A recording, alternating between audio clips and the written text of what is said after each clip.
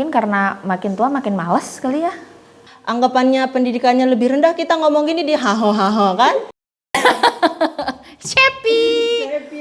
Oh, siapa sih yang mau sama saya?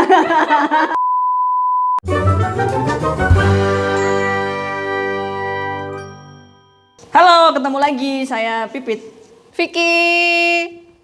Halo, namaku Hikmah, umur 26 tahun. Namaku Patayatul Wahidah. Pernah. Berapa aja tuh? SD ranking 1, ranking 2, SMP ranking 3, SMA juga. Alhamdulillah pernah sih dari zaman SD sampai SMA. Kebetulan rata-rata di angka 2 sih. Nggak tahu kenapa nggak pernah di angka 1. Karena emang rezekinya di situ aja kali ya. Pernah, alhamdulillah, insyaallah.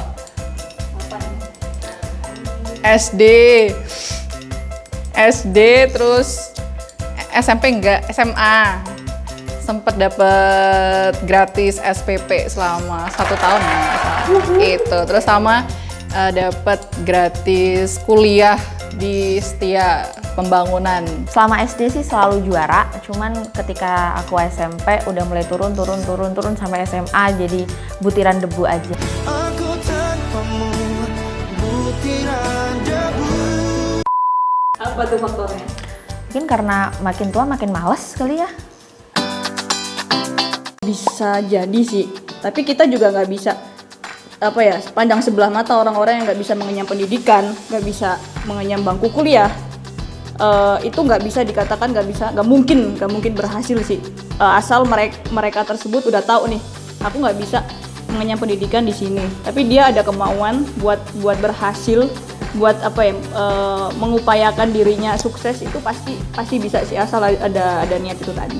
Enggak sih. Karir apa dulu nih? Karir di perusahaan atau karir untuk wirausaha? Itu beda. Kalau misalnya karir yang kita mau start karir untuk di suatu perusahaan gitu loh, kita kerja di orang, itu penting karena IPK terus pendidikan itu walaupun orang-orang bilang itu nggak penting, tapi itu gerbang awal menurutku. Enggak sih, yang penting kitanya selama proses belajar kita bersungguh-sungguh, karena ilmu yang kita dapat itu tergantung dari kita mengolahnya seperti apa.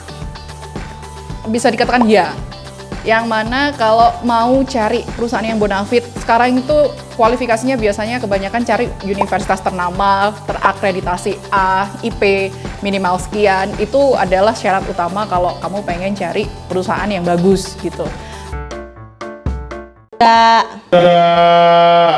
Terakhir ilmu komunikasi. Terus sekarang kerjanya? Di bagian sales. Nggak tahu ya, mungkin ngomongnya kali. Ini menurutku aku tersasar. Tersasar dan tak tahu arah pulang.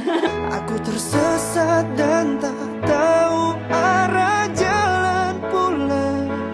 Enggak. Apa pendidikan terakhirnya dan sekarang pekerjaannya apa? Pariwisata sih, aku ambil tapi sebenarnya aku ambil ke jurusan pariwisata komunikasi bahasa Inggris pariwisata itu kenapa? Karena menghindari yang tadi, Setia yang sekolah tinggi akuntansi tadi. Kenapa? Karena memang bodoh menghindari matematika itu apa sih? Ternyata ke literasi gitu. Dan saya memang tertarik banget sama perhotelan sebelumnya, tapi karena perhotelan kebanyakan nggak pakai hijab, jadinya saya tersesat di marketing. Nggak tersesat sih, banyak rezekinya kalau marketing, sumpah banyak. Alhamdulillah, cuannya banyak, alhamdulillah. Oh, alhamdulillah sangat-sangat linear sekali sih dari zaman SMA, kuliah sampai sekarang. Karena aku dulu SMK sih. Aku ngambil multimedia, terus aku kuliah ngambil desain produk industri, masih berhubungan lah ya. Terus sekarang alhamdulillah kerja juga masih ada berhubungan sama desain lah, desain grafis. Dikatakan sesuai sih sesuai ya, tapi sebenarnya kalau sebagai content creator itu semuanya bisa. Semua bidang mata kuliah penjurusan sebelumnya tuh bisa sih, asal ada kemauan. Lalu di mana tuh? UMM. UMM. UMM selalu di hati.